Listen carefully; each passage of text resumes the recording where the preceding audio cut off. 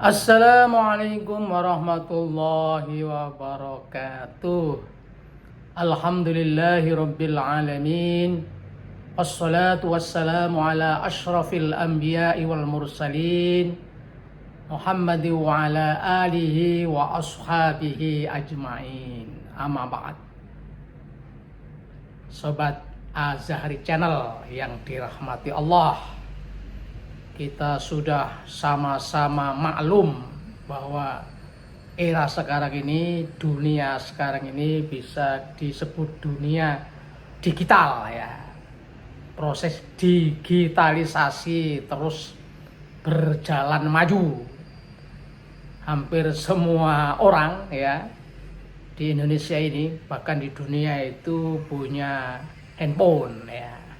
Sehingga kalau sudah punya handphone ya sudah bisa akses ke medsos ya, media sosial ya, karena Google dan mungkin OS yang lain menyediakan semua handphone untuk bisa akses ke dunia maya ya, ke media sosial, karena semua orang itu bisa membuat konten, bisa mengupload apa saja di dunia maya, di medsos, sehingga isi medsos ini ya beragam.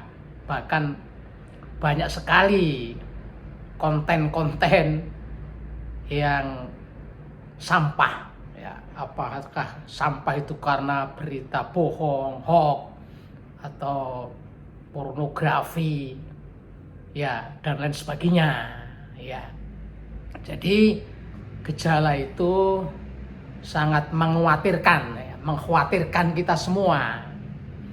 Misalnya marak di media sosial itu, kalau kita buka YouTube misalnya, itu ada iklan-iklan ya, ya mungkin pakai AI ya, kecerdasan buatan.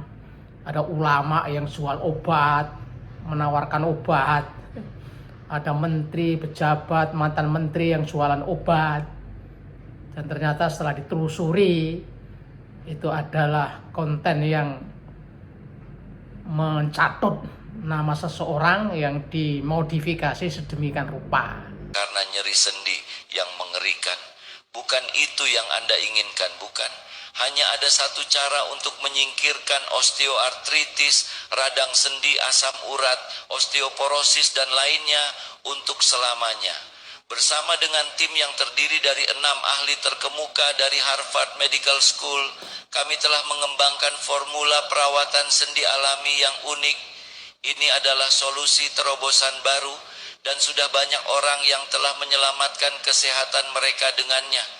Ya mungkin pakai kecerdasan buatan sehingga bicara yang lain kemudian dimodifikasi sedemikian rupa seakan-akan orang itu yang bicara. Ini sangat kasihan sekali. Ini bisa mendiskreditkan tokoh itu ya. Tapi kita yang paham, yang sudah biasa bermedsos ya, itu sudah paham ini konten hoax, ini konten modifikasi, ini asli. Tapi bagi kebanyakan masyarakat tentu mereka tidak paham. Oleh karena itu kita harus memberikan edukasi kepada pengguna medsos ini agar paham, agar punya knowledge ya, pengetahuan, punya skill untuk membedakan mana yang hoax dan mana yang tidak. Apalagi kita ini sebagai mukmin, sebagai muslim, kita sudah dipandu ya. Katakanlah kalau surat Al-Hujurat itu mulai awal sampai akhir itu panduan kita bermuamalah. Nah, khusus untuk kaitannya dengan komunikasi dengan konten hoax ya. Itu pesan Allah dalam surat Al-Hujurat ayat 6. A'udzubillahi minasyaitonir rajim.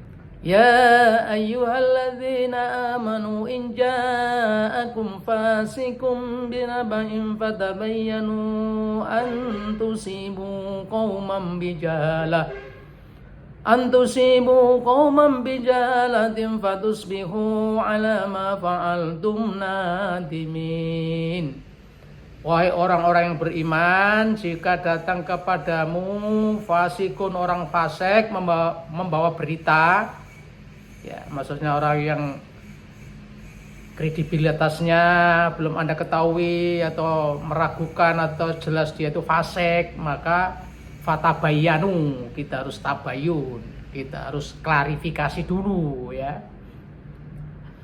Antusibu qaumam bijahalatin, agar kamu tidak menimpakan suatu kesalahan, suatu kebodohan kepada satu kaum.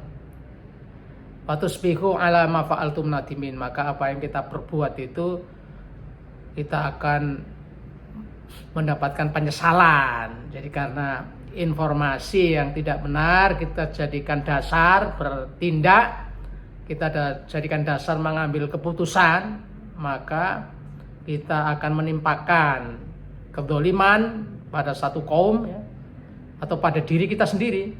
Jadi putusan, langkah berdasarkan berita yang tidak benar itu merugikan diri sendiri dan orang lain. Maka kalau bermedsos ria, kalau ada konten-konten yang kita temui harus kita klarifikasi dulu. Kita baca sebaik-baiknya secara cermat. Apakah benar apa tidak? Seandainya pun benar, apakah perlu kita share, kita bagikan kepada orang lain atau tidak? Karena kenyataannya sahabat Azhari banyak konten-konten tentang informasi yang sampah, informasi yang hoax, karena begitu marak sehingga pernah untuk pedoman bagi kaum muslimin, Majelis Ulama mengeluarkan keputusan fatwa tentang etika akhlak bermedia sosial.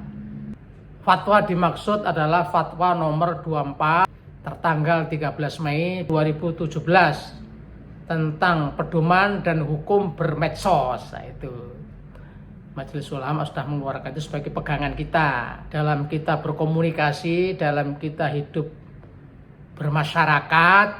Nah, itu memang kita harus berakhlakul karimah, menjaga etika, apalagi tentang berita yang kita terima itu harus betul-betul kita selektif menerimanya.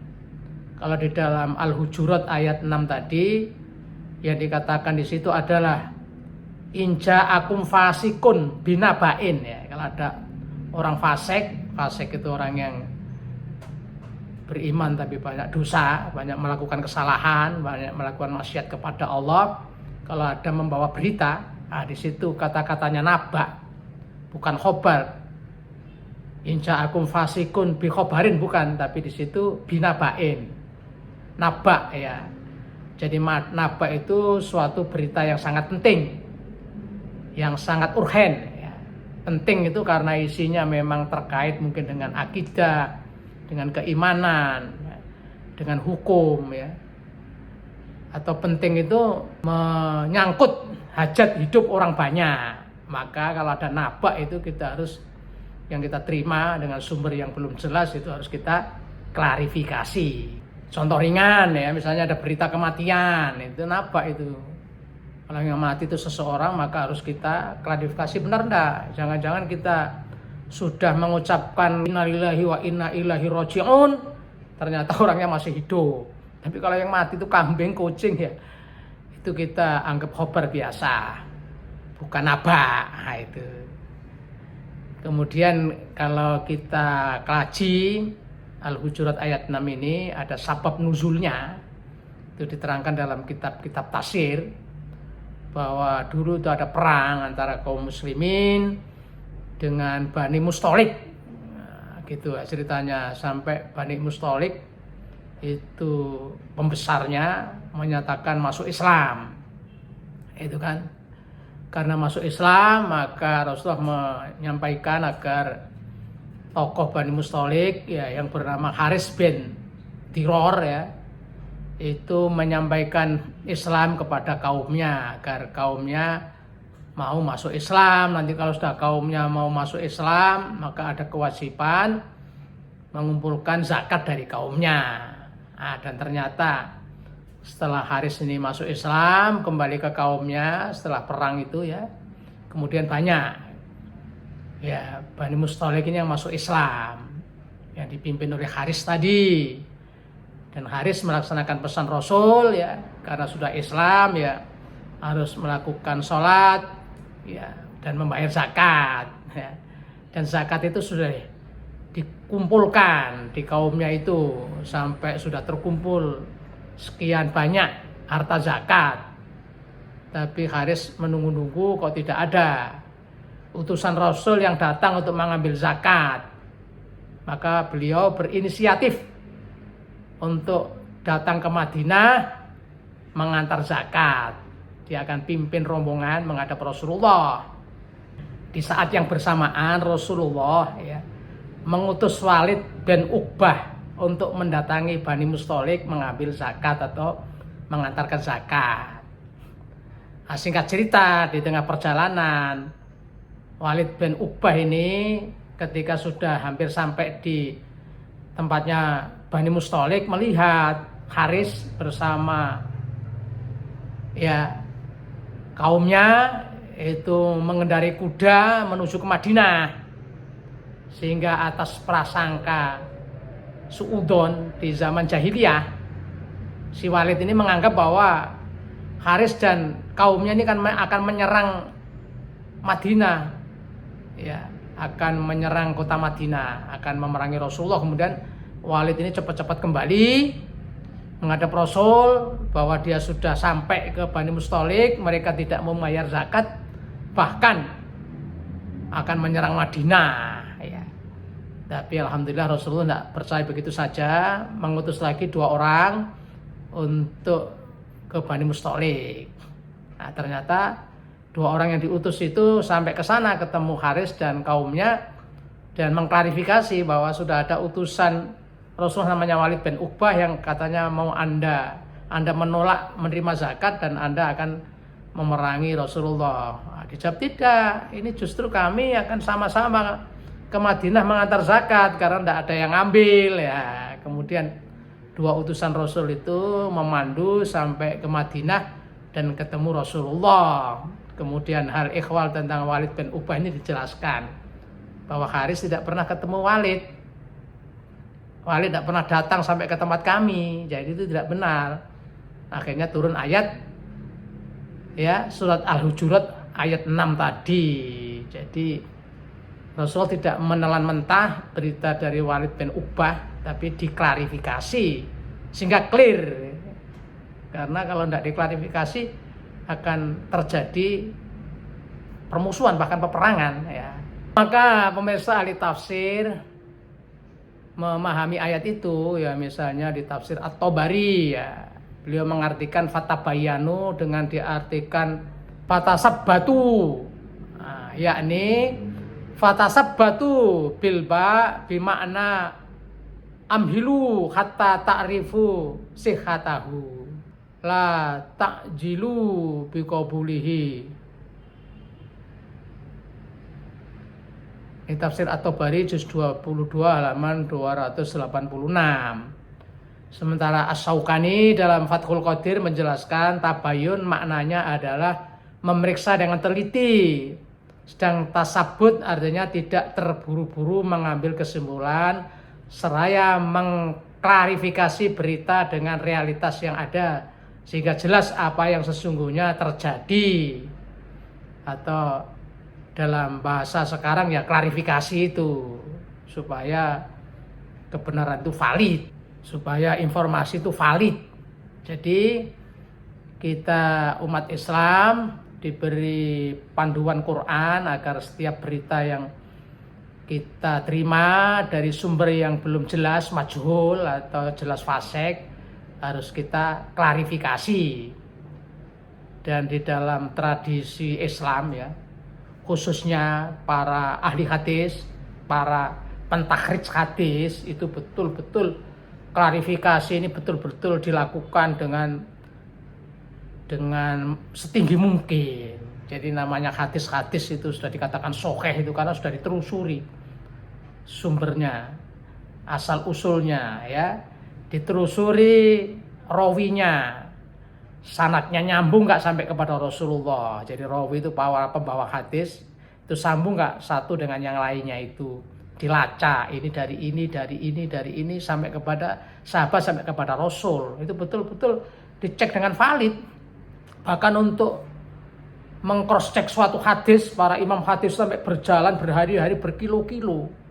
Nah, jadi kalau hadis sudah dinyatakan sahih, memang misalnya sudah dihimpun dalam Jami'us Shahih Imam Bukhari, Jami'us Shahih Imam Muslim, yang paling valid itu sudah luar biasa. Mereka melakukan klarifikasi itu betul-betul detail. Itu tradisi dalam Islam untuk menilai satu naba, satu berita harus benar-benar kita klarifikasi agar kita selamat, tidak mengambil langkah keputusan karena kebodohan kita, karena berita hoax, berita palsu. Nah, itu pemirsa. Oleh karena itu kita harus hati-hati dalam bermedia sosial. Kita kalau lihat konten itu, konten siapa, dari sumber mana, siapa yang memberitakan, apa isinya, apakah memang itu dari media yang dapat dipercaya, media mainstream ya, atau dari akun yang tidak jelas. Itu akun yang tidak memunculkan nama ya, itu kita harus paham. Oleh karena itu, agar kita selamat dalam bermedia sosial, tidak berdosa, tidak mencelakakan diri dan orang lain, maka nanti di video berikutnya akan kita jelaskan yang kita perlu tabahin itu apanya. Nah, tentu pertama adalah sumber beritanya, pembawa beritanya, yang kedua adalah kontennya. Nah, itu akan kita jelaskan secara detail di video selanjutnya. Sekian, assalamualaikum warahmatullahi wabarakatuh.